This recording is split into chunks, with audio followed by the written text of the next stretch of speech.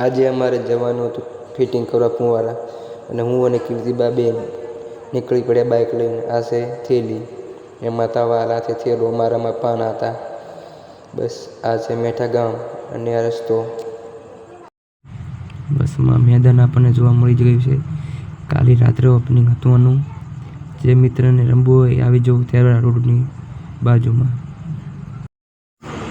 બસ હું થેલો અને કીર્તિબાના હાથમાંથી વાલ, અને આ છે વોજ.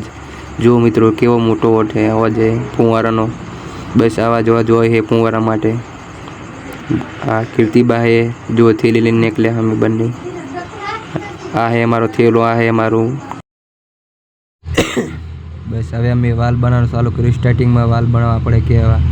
જો કીર્તિબા ચી પટ્ટી મારે છે, ખાલી જુઓ ખાલી તમે શેકને. આ રીતે વાલ બનાવવાના હોય. વાલ બનાવી અને હવે અમે બનાવશું કોઠી. હવે અમે સેલ્ફ ફિલ્ડરનું કામ ચાલુ કર્યું.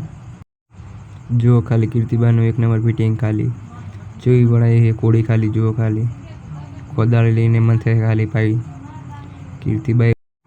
જો મિત્રો આવી રીતે ફુવારા ફિટિંગ કરવાના હોય છે અમારે. આ થેલીમાં લઈ પછી ફુવારા આવે ખાલી.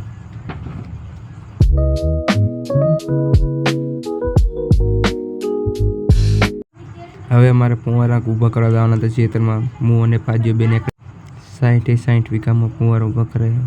જુઓ ખાલી ફાજીઓ ખાલી ફુવારા ઊભા કરે. આ બાજુ ફાજીઓ ફુવારા ઊભા કરે છે.